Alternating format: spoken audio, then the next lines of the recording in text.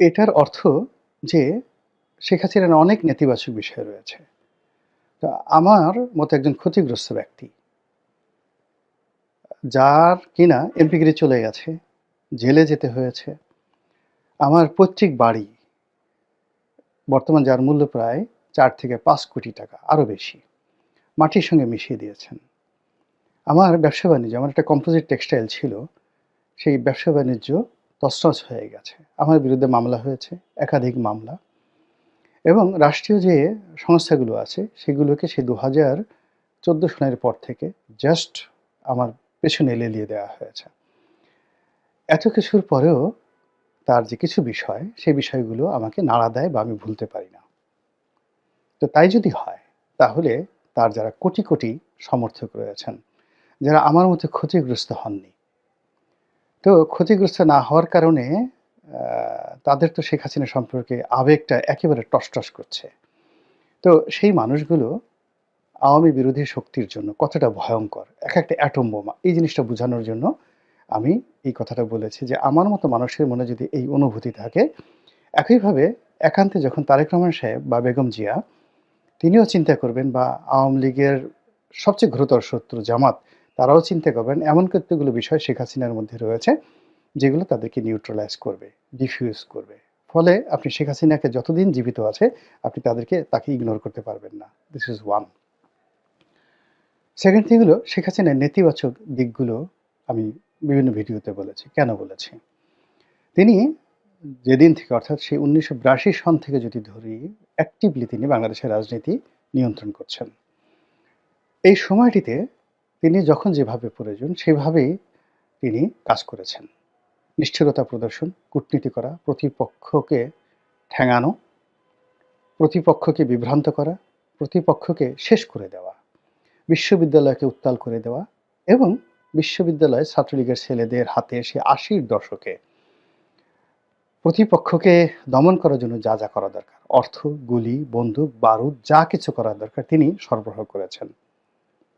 তো সেই মানুষটি এখন যদি সুস্থ থাকেন, স্বাভাবিক থাকেন, ক্ষমতাধর থাকেন, আপনি তাকে ইগনোর করে নাকে তেল দিয়ে ঘুমাবেন, আপনার মতো নির্বোধ আর পৃথিবীতে নেই। কাজেই তিনি দিল্লিতে যদি ভালো অবস্থানে থাকেন, সুন্দর অবস্থানে থাকেন, এই বিষয়টি আপনাকে নজরে রাখতে হবে যে তার সারা জীবনের সঞ্চয়, অভিজ্ঞতা সবকিছু এখন তুঙ্গে। নাও মানে আমি বাংলায় বলছি যে বর্তমানে তিনি যে অবস্থাতে আছেন, এরকম অর্থনৈতিকভাবে সচ্ছল তিনি কখনো ছিলেন না। হাইয়েস্ট অবস্থাতে আছেন।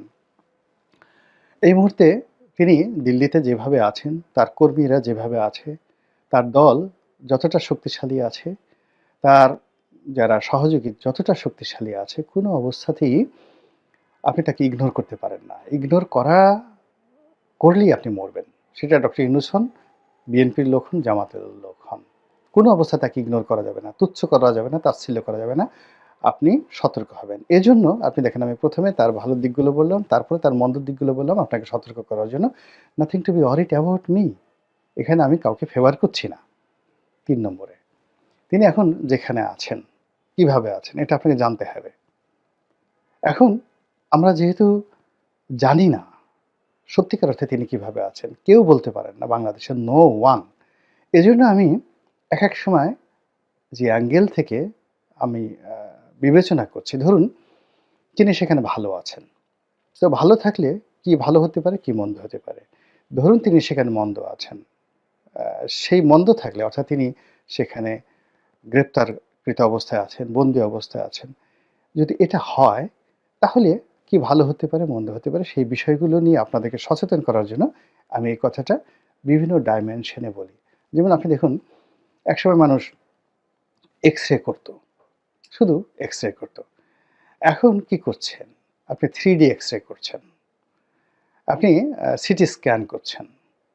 অর্থাৎ আপনার পুরো দেহটিকে, শরীরটিকে ঘুরিয়ে ফিরিয়ে আ 3 ডাইমেনশন এ না, এখন একেবারে ৪র্থ ডাইমেনশন এ তিনি দেখছেন। ফলে রাজনীতির ক্ষেত্রে আপনাকে ৪ দিক থেকে ৪ টি বা ৫ টি আরো বেশি অ্যাঙ্গেল থেকে আপনি যদি চিন্তা করেন, আপনি রম্বস যেটা বলা হয়, বহুকোণ বিশিষ্ট বিভিন্ন অ্যাঙ্গেল থেকে। হীরক এত উজ্জ্বল কেন? এবং সেই হিরোকের দাম বেশি যে হিরোকে যত বেশি কোণ তৈরি করা যায়, আলোটা সেভাবে বিস্তৃত হয়।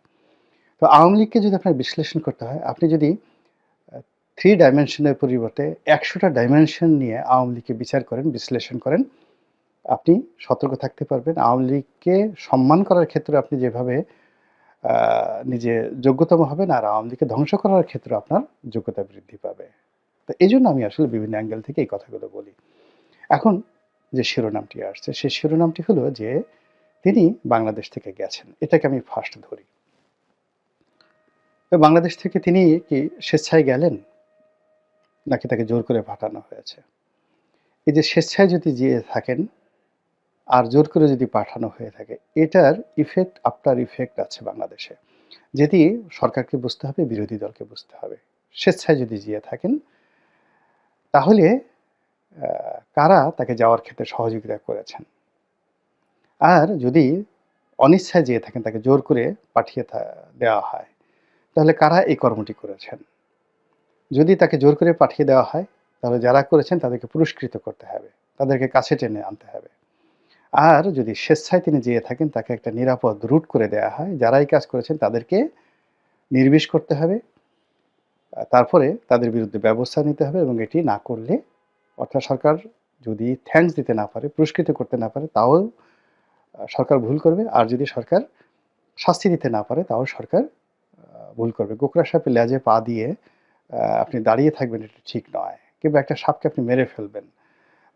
মেরে ফেলার পরেও কিন্তু তার শরীরের প্রতিটি কোষ এটি আপনার জন্য বিষাক্ত। তো কাজেই তিনি যে গেছেন, কিভাবে গেছেন, কার কারণে গেছেন, এটা আপনাকে বিশ্লেষণ করতে হবে। ২ নম্বর হলো তিনি এত দেশ রেখে কেন ভারত গেলেন, দিল্লিতে গেলেন? তিনি তো ইচ্ছা করলে ভুটান যেতে পারতেন, মালদ্বীপ যেতে পারতেন, চীন যেতে পারতেন, এমনকি পাকিস্তানও যেতে পারতেন। এমনকি সবচেয়ে তার জন্য যদি তিনি বাঁচতে চাইতেন নিরাপদ আশ্রয়, তার জন্য রাশিয়ার চাইতে নিরাপদ কোনো আশ্রয় ছিল না এবং রাশিয়া তাকে আশ্রয় দেওয়ার জন্য ১০ পায়ে দাঁড়ানো ছিল। তার খুবই ঘনিষ্ঠ বন্ধু ছিল কাতার। কাতারের সাথে তার যে সম্পর্ক, যাকে বলা হয় ওয়ান টু ওয়ান, আপনারা কল্পনাই করতে পারবেন না। তো সেই কাতারের সাথে তার যে বন্ধুত্ব, তিনি ইচ্ছা করলে কাতারে যেতে পারতেন এবং কাতার আ গ্লোবালি পৃথিবীর অনেক সেই বিষয়গুলোকে তারা আশ্রয় দেয়, প্রশ্রয় দেয়। এমনকি ধরুন ইরানকে তারা আশ্রয় দিয়েছে, হুতিকে তারা আশ্রয় দেয় এবং এই ইন্টারন্যাশনালি এই যাকে বলা হয় কমপ্লেক্স বিষয়গুলো মোকাবেলা করার মতো দক্ষতা, অভিজ্ঞতা কাতারেরও আছে আর সংযুক্ত আরব আমিরাতের আছে। তো তিনি সহজেই সংযুক্ত আরব আমিরাতে অর্থাৎ দুবাই যেতে পারতেন, আমিরাতে যেতে পারতেন এবং কাতারে যেতে পারতেন। এমনকি আ প্রিন্স মোহাম্মদ বিন সালমানের সাথে তার খুবই ভালো সম্পর্ক, পারিবারিক সম্পর্ক। তিনি সৌদি আরবে যেতে পারতেন।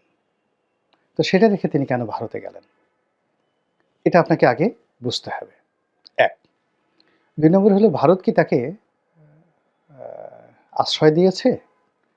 নাকি এখান থেকে ভারত তাকে তুলে নিয়েছে? ২ নম্বর হলো যে ভারত কি তাকে এখান থেকে শেখ হাসিনার আহ্বানে তুলে নিয়ে গেছে? নাকি নিজেরা একটা ফাঁদ পেতে তাকে বলতে গেলে কৌশলে গ্রেপ্তার করে এখানে নিয়ে গেছে? এই বিষয়ের উপরে আগামী দিনের রাজনীতি নির্ভর করবে এবং এই বিষয়গুলোর উপরে বিএনপির নিরাপত্তা, বিএনপির ভবিষ্যৎ, জামাতের নিরাপত্তা, জামাতের ভবিষ্যৎ নির্ভর করবে।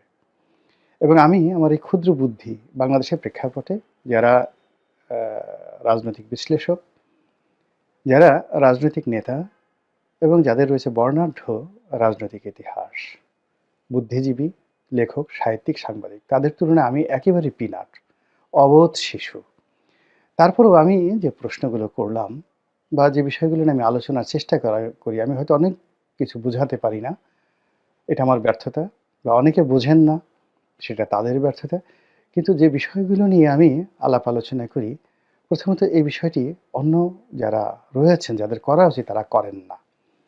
কিন্তু অবাক করা বিষয় হলো যে গত ৪ মাসে আমি যা কিছু করেছি, আফটার 30 ডেইজ সেই বিষয়গুলোই আ অন্য সবাই অ্যাডপ্ট করে। যেমন ধরুন ইলিয়াসের কথা চিন্তা করেন। এখন ইলিয়াস আমার প্রতি কেন রাগ হলো? ইলিয়াস আমার প্রতি রাগ হলো যে আমি জামাতের সমালোচনা করছিলাম কিছু বিষয় নিয়ে আগস্ট মাসের শেষের দিকে, সেপ্টেম্বর মাসের প্রথম দিকে। তো যেহেতু ইলিয়াস ওরা সবসময় জামাতের আপনি পেইড এজেন্ট বলেন বা নন পেইড এজেন্ট বলেন বা জামাতের খুব আপন বলেন বা জামাতের জন্য তারা অন্তঃপ্রাণ বলেন, তারা কিন্তু এই বিষয়গুলো মেনে নিতে পারেননি। ফলে কি হলো, আমার বিরুদ্ধে তারা প্রচারণায় নামলো। কিন্তু এখন দেখা গেল যে আমি যে বিষয়গুলো বলছি এটি ওপেন, বাংলাদেশে সবাই বলছেন এবং ওরাও যারা বাইরে থেকে ভিডিও করে জামাতের পক্ষে, তারাও কিন্তু এখন অনেকটা লাজবাব হয়ে গেছে। জামাতের পক্ষে তারা কিন্তু কথা সরাসরি বলতে পারছে না, মার্কেটিং করতে পারছেন না।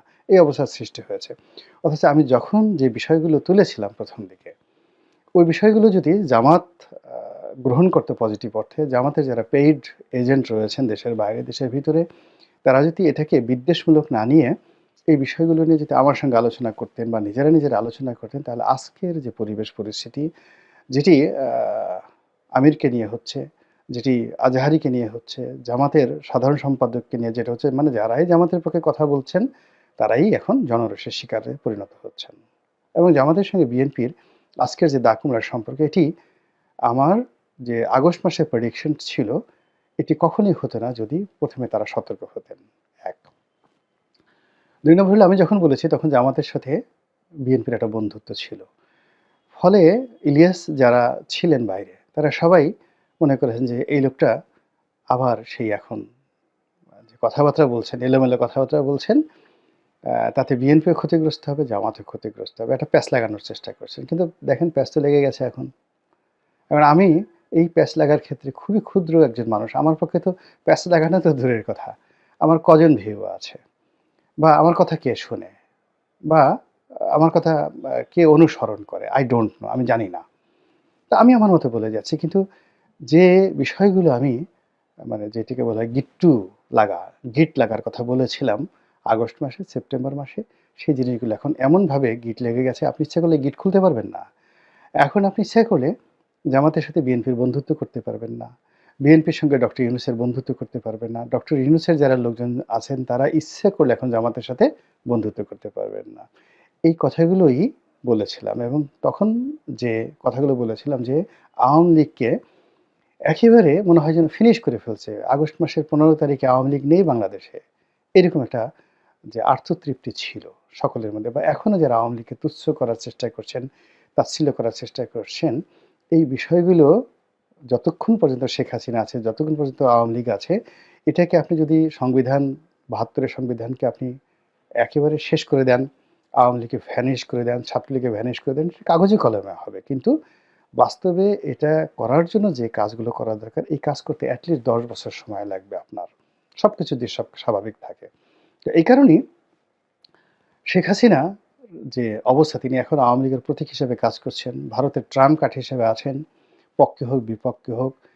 তারপরে রাজনীতির যাকে বলা হয় আ ট্রাম্প কার্ড হিসেবে, বাংলাদেশের রাজনীতির ট্রাম্প কার্ড হিসেবে পশ্চিমাদের, ভারতের তিনি আ বলতে গেলে চাবি কে ফ্যাক্টরি হিসেবে কাজ করছেন।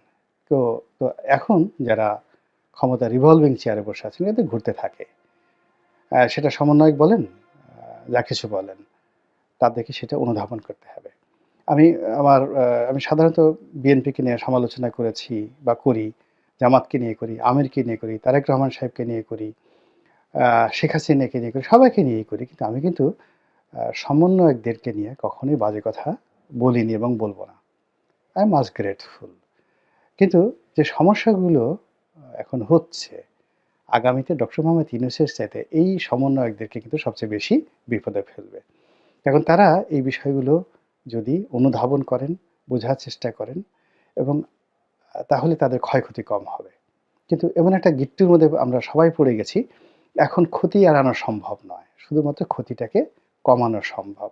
অথচ যে কথাগুলো আমি বলেছিলাম সেগুলো যদি আগে অনুসরণ করা হতো, সেভাবে কগনিজেন্স এ নেওয়া হতো, তাহলে আজকের এই গিট্টুগুলো লাগতো না। সমন্বয়কদের আজকের এই অবস্থা, সার্জিস বা অন্যান্য যারা আছেন, তাদের এই অবস্থা আজকে হতোই না। তারা এখনো মাথার তাজ হয়ে, মুকুট হয়ে থাকতেন। বোঝার চেষ্টা করুন, হিকমা এটা আল্লাহর দেয়া নিয়ামতের সর্বোচ্চ স্তর। এত সহজে হিকমা পাওয়া যায় না।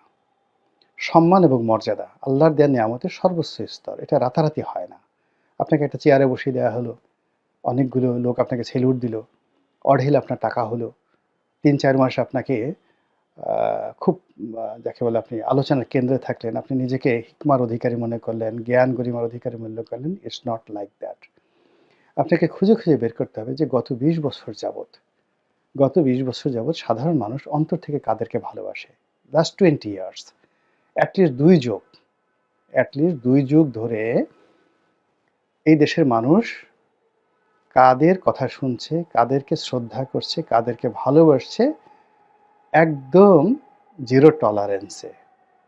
কোনো রকম লোভ ছাড়া, লালসা ছাড়া এবং কোনো রকম সম্পর্ক ছাড়া।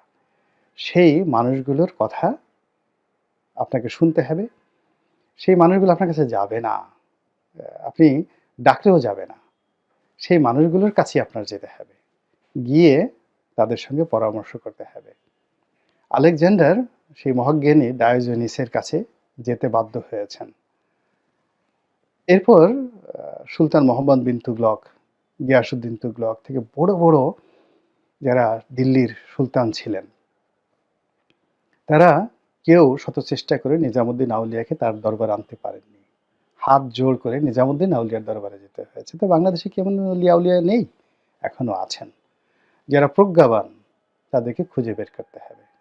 আর ফটাফট কথা বলেন, পাওয়া যায়, ডাকলেই পাওয়া যায়, বা সামান্য কিছু টাকা দিলে, পদ দিলে, একটা গিফট দিলে মুহূর্তের মধ্যে কথা যাদের চেঞ্জ হয়ে যায়, তাদের কথা মতো যদি আপনি চলেন তাহলে জনাব নরেন্দ্র মোদী, জনাবা শেখ হাসিনা খুব দ্রুত আপনাদের মাঝে ফিরে আসবেন অবিকল সুরতে।